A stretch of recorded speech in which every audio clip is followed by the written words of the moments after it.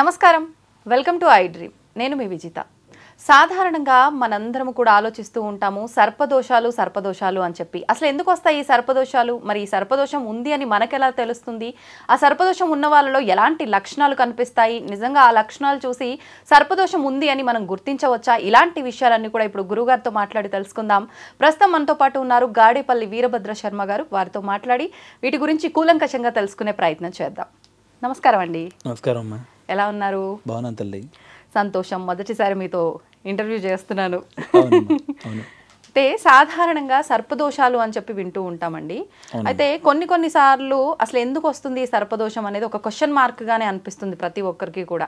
Personal గా నేను అనుకున్నా కూడా సర్పదోషము అంటారు, కాల సర్పదోషము అంటారు, రకరకాల సర్పదోషాలు అంటారు. ఈ సర్పదోషం ఉంటే సంతానం ఆలస్యం అవుతుంది అంటారు, వివాహం ఆలస్యం అవుతుంది అంటారు, మరి వీటికి పరిహారం ఖచ్చితంగా చేయాల్సిందే అంటారు. అసలు ఎలా తెలుస్తుంది సర్పదోషం ఉందని? ఎందుకు వస్తుంది ఈ సర్పదోషం ఉందని? మా నాన్నగారు ఏమన్నా పాములు చంపేవారా ఏంటి? పాములు చంపితే నాకు వచ్చిందా? ఇలాంటి ఆలోచన కూడా చాలాసార్లు అనిపిస్తూ ఉంటుందండి.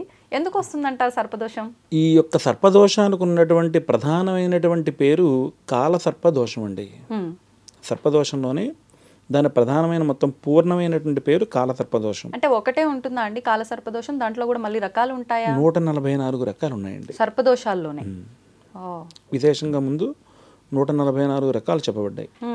అసలు 144 రకాలకి కాల సర్పదోషానికి అసలు వివరణ ఎంతకి ఏంటంటే కనుక మేషరాశి నుంచి మీనరాశి వరకు మనకు మొత్తం 12 రాశులు ఉన్నాయమ్మా. ఈ 12 రాశుల్లోకి కూడా రాహుకేతువులు అనేటువంటి వాళ్ళు సంచరించేటువంటి స్థానాన్ని బట్టి కాల సర్పదోషంగా చెప్పబడింది. ఓకే, అంటే గ్రహాల మార్పులు, అస్థాన మార్పుల వలన చెప్పబడింది. అవును. ఇందులో ఏంటంటే పద్మకాల సర్పదోషం, తక్షకి కాల సర్పదోషం, తక్షక కాల సర్పదోషం, వాసుకి కాల సర్పదోషం, ఇలా మొత్తం ఒక్కొక్క సర్పదోషానికి ఇంటర్నల్ లింక్ అనేటువంటిది మొత్తం 12 రకాలుగా చెప్పబడింది. 12 × 12 = 144. 144 కాల సర్పదోషాలు ఉన్నాయి. అందులోనే పితృదోషాలు అనేటువంటివి కూడా చెప్పబడి ఉన్నాయి ఈ కాలసర్పదోషానికి లింక్ గానే. అయితే ఏంటంటే అసలు కాలసర్పదోషం అంటే ఏంటంటే కనుక ప్రధానంగా వారి యొక్క జీవితంలో ముందు కాలం వేస్ట్ అయిపోతుంటుందండి. అంటే 8వ తరగతిలో ఉండవలసినటువంటి విద్యార్థి 5వ తరగతిలో ఉన్నాడు అనుకోండి, ఎంత వృధా అయిపోయింది కాలం. పనులన్నీ నిదానంగా అవటం అనుకోవచ్చా ఒక రకంగా? అవునమ్మా. అంటే 8వ తరగతిలో ఉండవలసిన విద్యార్థి 5వ తరగతిలో ఉన్నాడు అంటే కనుక వాడి జీవితంలో ముందుకెళ్ళలేకపోతున్నాడు. 3 సంవత్సరాల కాలం మనకి ఎదురుగుండా కనిపిస్తుంది. ఇలాగే వాడి యొక్క జీవితంలో అన్ని పనులు ఎందు కూడా ఆ యొక్క కాలం వేస్ట్ అయిపోయేటువంటి దోషమే కాల సర్ప దోషం.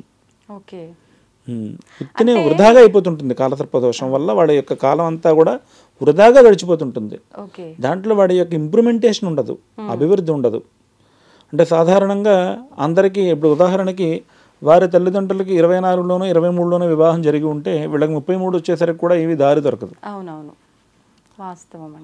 అలా కాలం వేస్ట్ అయిపోవడం అనేటువంటిది ఈ యొక్క సర్పదోషంలో ప్రధానంగా చెప్పబడి ఉంది. ఓకే, ఇప్పుడు మీరు అన్నట్టుగా అంటే కాలం వృధా అవడం అంటే ఈ మధ్య కొంతమంది సోమరిపోతుల లక్షణాలు ఉండి కూడా ఇలా కాలాన్ని వృధా చేసే వాళ్ళు ఉన్నారు. అంటే ఇప్పుడు ఇదే నాకు ఇప్పుడు ఫర్ ఎగ్జాంపుల్ నేనే అనుకోండి, అలా ఏదైనా నేను ఆలస్యం అవుతున్నాయి నా పనులు అని అంటే అది నేను చేయకపోవడం వల్లేమో, నా బద్ధకం వల్లేమో అనే ధోరణిలో కూడా నేను ఆలోచిస్తూ ఉంటాను అనుకోండి. ఇంకా ఏదైనా లక్షణం ఉందా మనకి సర్పదోషం ఉంది అని గుర్తించడానికి? దీంతో పాటు ప్రధానంగా ఈ యొక్క విద్యా వ్యవస్థ నుంచి కూడా వాళ్ళకి పనులన్నీ ఆలస్యం అవుతూ ఉంటాయి. ఈ ఆలస్యం అవడంలో కాలం వృధాగా అయిపోతుంది కదా. ఇదే కాకుండా వివాహం అయినటువంటి దంపతులకు కూడా త్వరగా సంతానం కలగకపోవడం, అంతకుమించి వివాహానికి కూడా నియర్లీ 40 దగ్గరగా 40 వచ్చే వరకు కూడా వివాహం కానివ్వకపోవడం. అంటే అందులో కుజుదోషం కూడా భాగం అనుకోండి, కానీ ప్రధానంగా రాహుకేతువుల వల్ల కలిగేటువంటిది కాలసర్పదోషం. అంటే ఈ కాలసర్పదోషంలో ప్రధానంగా చెప్పబడే అంశం ఏంటంటే కనుక ఎగ్జాంపుల్ మీరు ఇందాక మేషరాశి అన్నారు కాబట్టి చెప్తున్నాను. మేషరాశిలో రాహుగ్రహం ఉండి తులారాశిలో కేతుగ్రహం ఉందనుకోండి, ఈ మిగతా గ్రహాలని ఈ పక్కన కానీ ఆ పక్కన కానీ ఉండిపోయి ఏ గ్రహం కూడా రాహుకేతువులను దాటుకుని బయటికి వెళ్ళకపోతే కనుక దానిని పూర్ణకాల సర్పదోషం అంటారు. ఇలా కాలసర్పదోషం ఉన్నటువంటి వారిలో అంటే వారి యొక్క తల్లిదండ్రుల యొక్క జాతకం చాలా బలంగా ఉంటే ఏమో తప్ప, లేదంటే ఇలా కాలసర్పదోషంలో జన్మించడం వల్ల తల్లిదండ్రులు విడిపోవడం కానీ, తండ్రి పూర్తిగా అనారోగ్యం పాలైపోవడం కానీ, ఈ కాలసర్పదోషం ఉన్నటువంటి కారణం చేత వీడు చిన్న వయసులోనే ఏదో పనికి వెళ్ళి 10 రూపాయలు సంపాదించవలసిన ఆవశ్యకత ఏర్పడుతుంది ఖచ్చితంగా. చదువు ఒక్కసారి ఆగిపోతుంది. ఆ కాలం వాడిని నడిచే గతిలో నడవనివ్వదు, అర్ధాంతరంగా ఆపేస్తుంది. అదే కాలసర్పదోషతో తీవ్రంగా ఉంటే కనుక ఇంటి నుంచి పారిపోవడం, ఇంట్లో ఉండకుండా ఉండడం, ఊరికి దూరంగా తల్లిదండ్రులకు దూరంగా ఉండడం, ఇలాంటి పరిస్థితిని కూడా కాలసర్పదోషం కలగజేస్తూ ఉంటుందండి. ఓకే, అంటే ఏ రకంగా తీసుకున్న కుటుంబంలో ఆరోగ్యపరంగా కానివ్వండి, ఆర్థిక పరంగా కానివ్వండి ఇబ్బందులు, పోనీ ఏదైనా చేద్దాము అని ముందుకు వెళ్దాము అని అంటే ముందుకు వెళ్ళే సూచనలు కూడా కనిపించకపోవటం, అవును, ఇటువంటి లక్షణాలు ఉంటే అది ఖచ్చితంగా కాలసర్పదోషం పూర్ణంగా చెప్పబడింది అలాగే. ఓకే, ఇప్పుడు మరి మనకు ఎలాగూ నాగుల పంచమి రాబోతోందండి, శ్రావణ మాసం కూడా రాబోతుంది. శ్రావణ మాసంలో మొదటగా మనకు నాగుల పంచమి. అయితే ఈ సర్పదోషాలకు సంబంధించి చాలా వరకు సంతానం ఆలస్యమైన, వివాహం ఆలస్యమైన వాళ్ళు కూడా ఎక్కువగా ఆ రోజు ఆరాధన చేస్తూ ఉంటారు. మరి మనం ఏదైనా పరిహారం గనక ఎలాగూ రాబోతోంది పంచమి కాబట్టి ఆ రోజున చేసుకోవడం కానివ్వండి, దానికి ముందరే చేసుకుంటే ఫలితం ఉంటుందంటారు? సాధారణంగా సాధ్యమైనంత మట్టుకి మన వాళ్ళందరికీ కూడా శ్రావణ మాసంలో వచ్చేటువంటి చవితిని కూడా నాగుల చవితి అంటారనేటువంటి విషయం చాలా అతి తక్కువ మందికి తెలుసు. సాధారణంగా అందరం కూడా కార్తీక మాసంలో వచ్చేటువంటి చవితిని మాత్రమే నాగుల చవితిగా స్వీకరిస్తారు. మిగతా రోజుల్లో వచ్చేటువంటి దాని గురించి పూర్ణంగా చాలా మందికి తెలియకుండా ఉంది. శ్రావణ మాసంలో చవితి తిథి ఉదాహరణకి రేపు వచ్చేటువంటి 29ని గరుడ పంచమిగా చెప్పబడిందండి. పంచమల్లోనే 28న నాగుల చవితిగా చెప్పబడింది. సోమవారం రోజు వచ్చింది చవితి తిథి. ఆ రోజే చవితి తిథిగా చెప్పబడింది. ఉదాహరణకు నాగుల చవితి రోజున ఎటువంటి పరిస్థితుల్లో ఆ యొక్క పుట్ట దగ్గరికి వెళ్ళి పాలు పోయడం, నాగేంద్ర స్వామి వారిని ఆరాధన చేయడం, సుబ్రహ్మణ్యేశ్వర స్వామి వారిని అర్చన చేయడం, ఇవన్నీ ఎలా అయితే చేస్తారో అదే ప్రకారమైనటువంటి కృతం అంతా కూడా ఈ యొక్క శ్రావణ మాసంలో వచ్చే చవితి రోజున కూడా చేయడం ప్రమాణంగా చెప్పబడి ఉంది. సుబ్రహ్మణ్యేశ్వర స్వామి వారి ఆరాధన చేయడం కానీ, ఆ రోజున కనీసం ఏదైనా పుట్ట దగ్గరికి వెళ్ళి ప్రదక్షిణ చేసి ఆ పుట్ట దగ్గర కొంచెం పాలు పోసుకు రావడం వల్ల కూడా ఉపశమనం ఏర్పడేటువంటి అవకాశం ఉందండి. అయితే అండి, ఈ యొక్క నాగుల చవితికి సంబంధించి మనం ఇందాక చెప్పుకున్నటువంటి వారి యొక్క జీవితంలో ఉన్నటువంటి ఈ యొక్క కాలం వల్ల అనవసరంగా ఉత్తినే వృధా అయిపోతుంది కాబట్టి ఆయా ఇబ్బందులు లేకుండా ఉండడం కోసం సుబ్రహ్మణ్యేశ్వర స్వామి వారి యొక్క ఆరాధనతో పాటుగా మానసాదేవి అమ్మవారి యొక్క ఆరాధన కూడా చెప్పబడి ఉంది. అలాగే శివారాధన కూడా విశేషంగా చెప్పబడి ఉంది. శివారాధన చేసినప్పటికీ కూడా నాగదోషాలు తొలగిపోతాయి. గణపతి యొక్క ఆరాధన చేయడం వల్ల కూడా నాగదోషాలు తొలగిపోతాయి. గజవక్త్రం ఆ యొక్క పరమేశ్వరుడికి సంబంధించినటువంటి గణపతికి ఆ యొక్క ఉదరం అంతా కూడా నాగయుగ్మోపవీతనే నమః అని చెప్పినటువంటి ప్రమాణాన్ని అనుసరించి నాగుల చేతే కుట్టబడి ఉంది మొత్తం ఆయన యొక్క ఉదరం అంతా కూడా. అవునండి, మనకు కనిపిస్తూ ఉంటుంది ఎదురుగుండా ఆ యొక్క సర్పస్వరూపం కనిపిస్తూ ఉంటుంది ఉదరం దగ్గర. ఆయనకి ఏదో వడ్డాణం పెట్టుకున్నటువంటి ఆడవాళ్ళకి ఎలా ఉంటుందో స్వామివారికి సంబంధించినటువంటి నాగ సర్పం ఎదురుగుండా కనిపిస్తూ ఉంటుంది. ఆయన్ని ఆరాధన చేసినా కూడా ఈ యొక్క సర్పదోషాలు ఏవి కూడా లేకుండా ఉంటాయి. అయితే విశేషంగా ఏంటంటే కనుక ఆ రోజున రాహుగ్రహానికి సంబంధించినటువంటి ఆరాధన చేయడం, కేతువుకి సంబంధించినటువంటి ఆరాధన చేయడం, వారికి అవకాశం ఉన్నటువంటి వాళ్ళు ఏమైనా జపం, తర్పణం, దానం, రాహువుకి సంబంధించి మినువులు దానం ఇవ్వడం, కేతువుకి సంబంధించి ఉలవల దానం ఇవ్వడం, వారి యొక్క వంశంలో 3-4 తరాల నుంచి ఆడపిల్లలే పుట్టుతూ ఉండడం, మగ సంతానం లేకపోవడం, వంశాభివృద్ధికి ఆటంకం ఏదో పూర్ణంగా ఏర్పడినటువంటి దోషం ఏర్పడడం, ఇలాంటి దోషాలను తొలగించేటువంటి శక్తి నాగప్రతిష్ఠ అనేటువంటి కార్యక్రమానికి ఉందండి. నాగప్రతిష్ఠ అంటే మీరు చెప్పిన ఈ దోషాలన్నీ లక్షణాలు ఉన్నాయి అన్నీ కూడా వంశపారంపర్యంగా వచ్చేటువంటి దోషం అంతా కూడా ఆ యొక్క దోషం అంతా కూడా తొలగిపోతుంది. ఓకే, ఎలా అండి, ఎలా చేయాలి ఈ నాగప్రతిష్ఠ, ఈ విధానం ఎలా ఉంటుంది ఏంటి? సాధారణంగా వాహనం వృషభోయస్య వాసుకీ కంఠభూషణం వామే శక్తిధరం వందే వకారాయ నమో నమః అంటోంది మహాన్యాసం. అంటే మన దగ్గర ఉంటే దోషం. ఇప్పుడు నా దగ్గర ఏవో డబ్బులు ఉన్నాయని చెప్పినది నేను ఒక AK-47 గన్ కొనుక్కుని ఈ పక్కన ఈ పక్కన తగిలించుకుని రోడ్డు మీద వెళ్ళాను అనుకోండి, ముందు నన్ను తీసుకుని లోపలేసేస్తాను. సో నా దగ్గర ఉండకూడదు అది. అదే ఆర్మీ వాళ్ళ దగ్గర ఓ 4 ఈ పక్కన 4 మెడలో వేసేసుకుని వెళ్ళిపోయినా కానీ వాళ్ళని ఎవరు ఏమనరు. ఏం చేతంటే వాళ్ళు ఆల్రెడీ ఆర్మీకి సంబంధించిన వ్యక్తులు కాబట్టి. మన దగ్గర ఉంటే దోషం. అదే పరమేశ్వరుడు యొక్క సన్నిధిలో ఉందనుకోండి, అది దోషం లేదు. ఓకే. సో నా దగ్గర ఉన్నటువంటి ఈ నోగదోషాన్ని, నాలో ఉన్నటువంటి కాలసర్ప దోషాన్ని ఒక నాగప్రతిమ స్వరూపంగా ఈ ప్రకారంగా తయారు చేయించాలి. నాగస్వరూపాన్ని, జంట నాగసర్పాన్ని తయారు చేయించి ఒక దేవాలయం కట్టి, దేవాలయంలో ఏ ప్రకారంగా అయితే విగ్రహ ప్రతిష్టారాధన చేస్తామో అదే ప్రకారంగా ఒక 3 నుంచి 5 రోజులు ఆ క్రతువంతటిని కూడా వారి వంశంలో ఉన్నటువంటి వారందరూ కూడా ఎంతమంది పీటల మీద కూర్చుని ఆ పూజ చేయగలిగినటువంటి సమర్థులు ఉంటారో వారందరూ కూడా ఆ కార్యక్రమంలో పాల్గొని ఆ సర్ప ప్రతిష్టాపన అనేటువంటి కార్యక్రమాన్ని చేయించాలండి. అది చేయించడం వల్ల వాళ్ళ వంశంలో ఎప్పటి నుంచో ఉన్నటువంటి నాగదోషం కూడా, అంటే ఈయన దగ్గర ఉన్నటువంటిది దోషం, ఇది పట్టుకుని అక్కడ పెట్టేస్తే ఇంక దోషం లేదు. అదే ఒక ఆలయం కట్టించాం అనుకోండి, మళ్ళీ ఉదయం ధూపం, సాయంకాలం ధూపదీప నైవేద్యాలు, ఉదయం మళ్ళీ ధూపదీప నైవేద్యాలు, ఇవన్నీ కూడా ఆచరించవలసి వస్తూ ఉంటాయి. అదే ఒక ప్రధానమైనటువంటి శివాలయంలో ఆ యొక్క ప్రతిష్టాపన అనే కార్యక్రమం చేయడం వల్ల ఈ దోషాలు పూర్ణంగా పోతాయి. నీకు సంబంధం లేదు ఇంక నీకు. ఇప్పుడు ఇలాంటి కార్యక్రమాలన్నీ మీరు చేపిస్తున్నారా అండి? ఈ విగ్రహ ప్రతిష్ట ఇలాంటివన్నీ చేస్తుంటాం. ఓకే.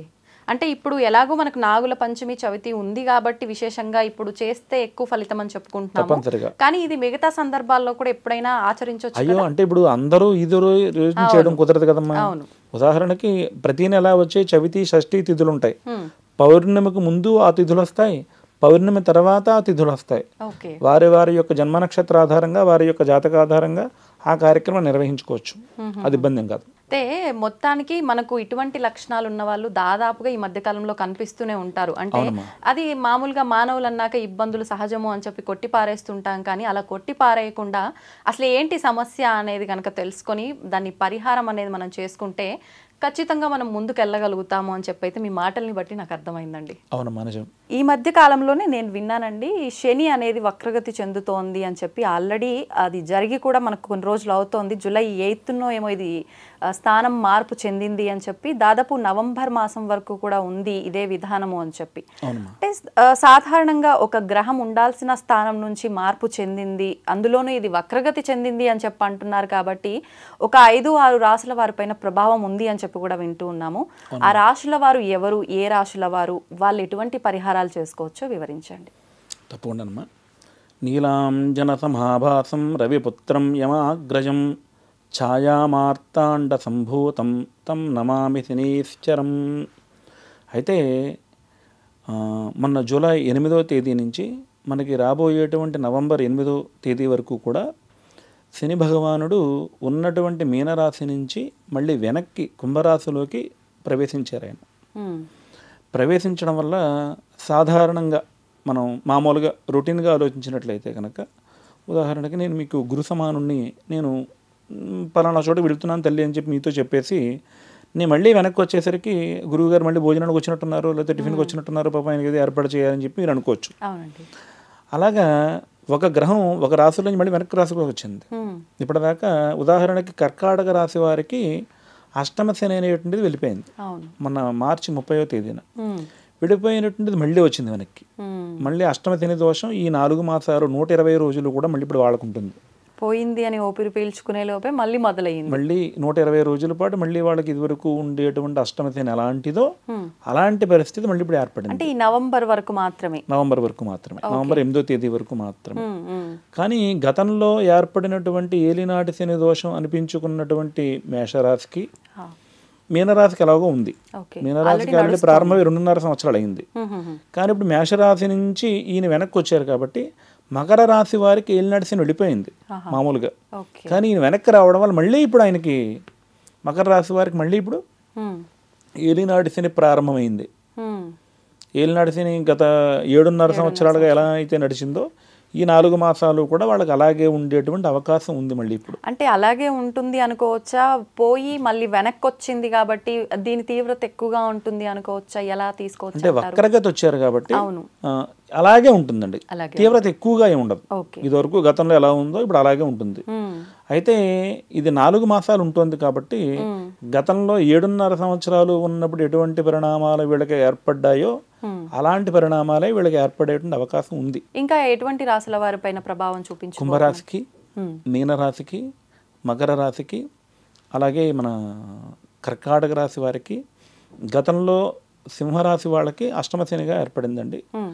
అలాగే మేషరాశి వారికి ఏలినాటి శనిగా ఏర్పడింది. ఈ 6 రాశుల వారికి కూడా ఈ ప్రభావం ఉంటుంది. మరి అంటే ఈ ప్రభావం తగ్గించుకోవాలి అని అంటే దానికి సంబంధించిన రెమెడీస్ ఏమైనా ఉన్నాయా అండి? ఉన్నాయమ్మా, ఖచ్చితంగా. అంటే ఈయన ఆయుష్కి సంబంధించినటువంటి కారకుడు.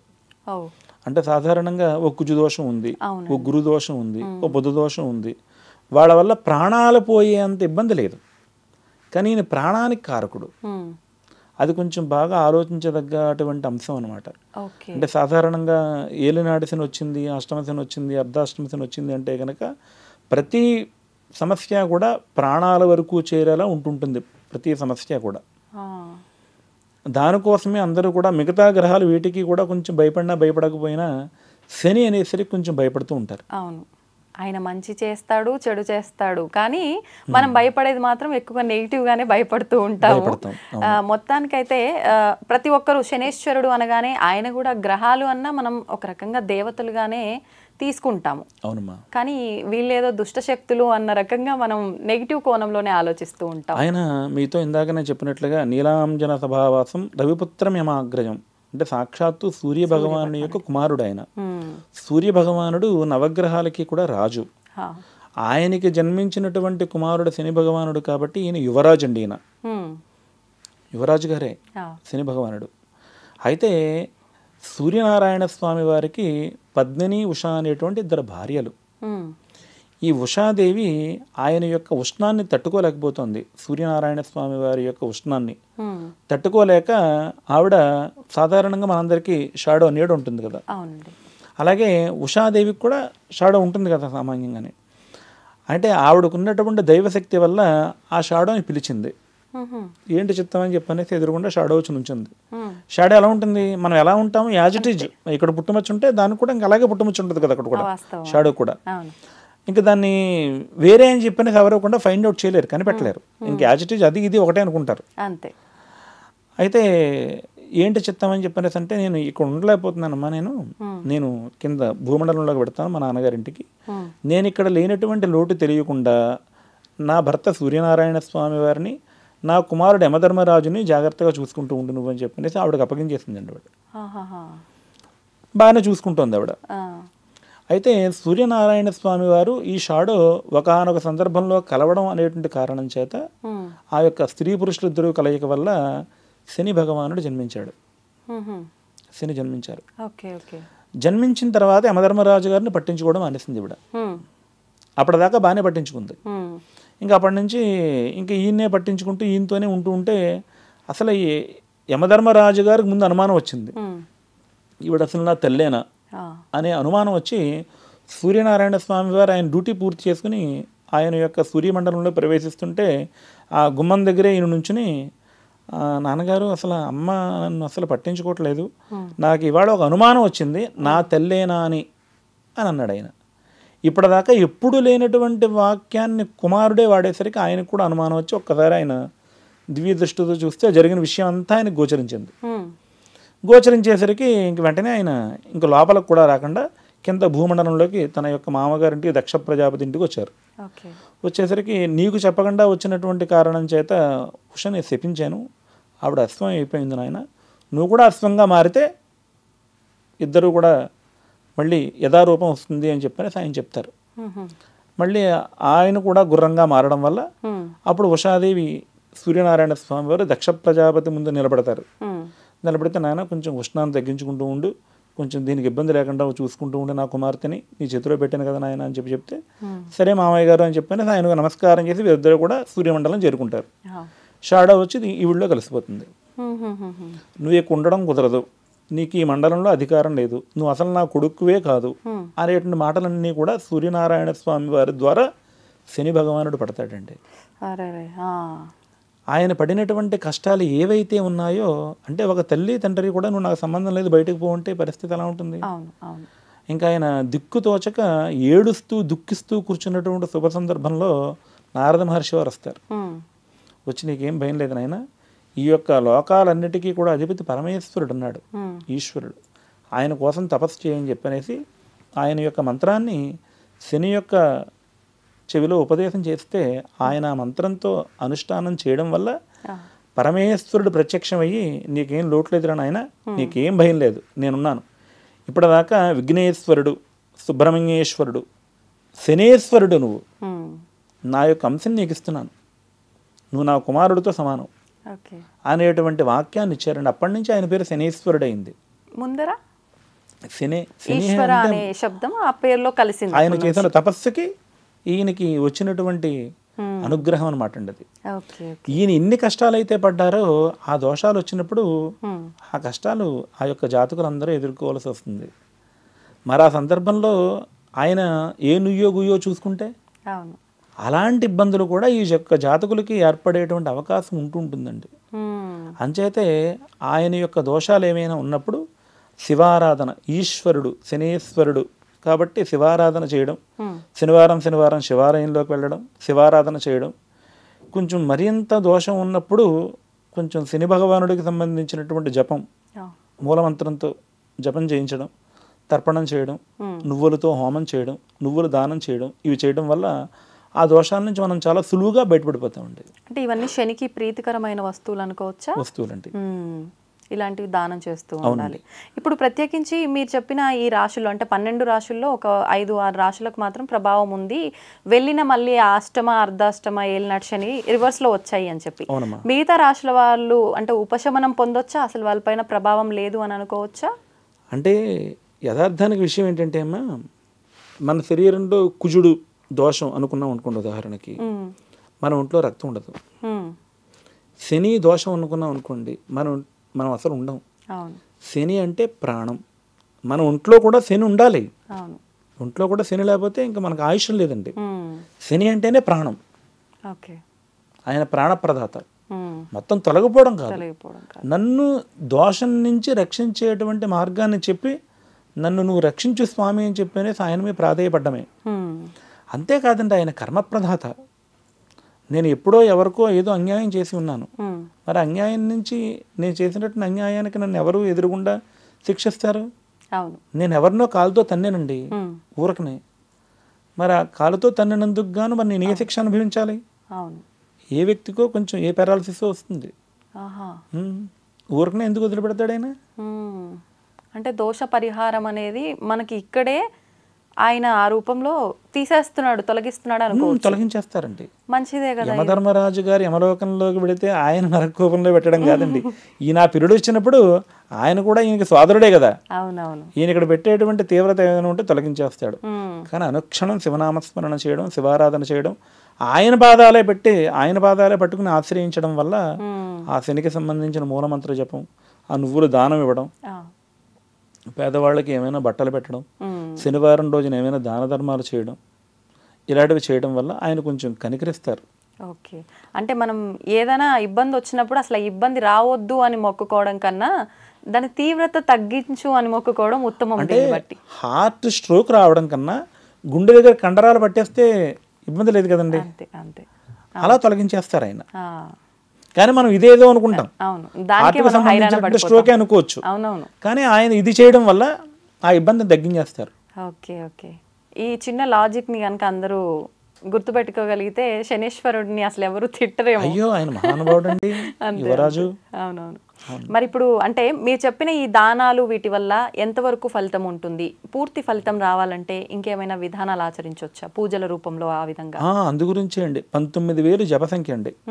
సూర్యనారాయణ స్వామి వారికి దోషం ఉంటే 6,000 జపం, ఈయనకి 19,000. అంటే ఆయన కన్నా పెద్ద మండలాన్ని ఇచ్చాడు ఈశ్వరుడు ఈయనకి. అవునవును, ఆయన చేసిన తపస్సుకి 19,000 జప సంఖ్య చేయాలి. అంతేకాకుండా మనం చిన్నప్పుడు చదువుకున్నటువంటి ఈ యొక్క సైన్స్ సోషల్ స్టడీస్లో గురుడికి 14 ఉపగ్రహాలు ఉన్నాయి, శనికి 18 ఉపగ్రహాలు ఉన్నాయి, 17 ఉపగ్రహాలు ఉన్నాయి. కాదు మొన్న 17 ఉపగ్రహాలు ఉన్నాయని మేము తెలుసుకున్నాం, అది తప్పు. 19 ఉపగ్రహాలు ఉన్నాయి. 19,000 జప సంఖ్య అంటే ఇది ఏనాడో మహర్షులు చెప్పారండి మనకి. వాళ్ళు డైరెక్ట్గా శని మండలంలోకి వెళ్ళిపోగలరు కదండి. మనం ఇక్కడి నుంచి మనం ఇప్పుడు ఇక్కడ ఓ ప్రయోగం చేసి 1000 కోట్లు ఖర్చు పెట్టి మేము 14 ఉపగ్రహాలు ఉన్నాయని తెలుసుకున్నాం. మళ్ళీ సంవత్సరం ఇంకో 1000 కోట్లు ఖర్చు పెట్టి 18 ఉపగ్రహాలు ఉన్నాయని తెలుసుకున్నాం. కానీ ఏనాడో మనకి దానికి 19,000 జపం చేయాలి అని చెప్పనేసి మళ్ళీ చెప్పారు మనకి వాళ్ళు. కానీ మనకు ప్రతిదీ సైంటిఫిక్ గా ప్రూవ్ అయితేనే ఇది ఉంది అని నమ్ముతాం కాబట్టి ఈ రకమైన ధోరణిలో ఉన్నాం. అవును. అంటే ఇప్పుడు ఒకవేళ మనం శనీశ్వరుడికి ప్రదక్షిణలు చేయాలన్నా 19 చేస్తే ఉత్తమమా? ఏ విధంగా? 19 చేయాలి. 19 చేయాలి.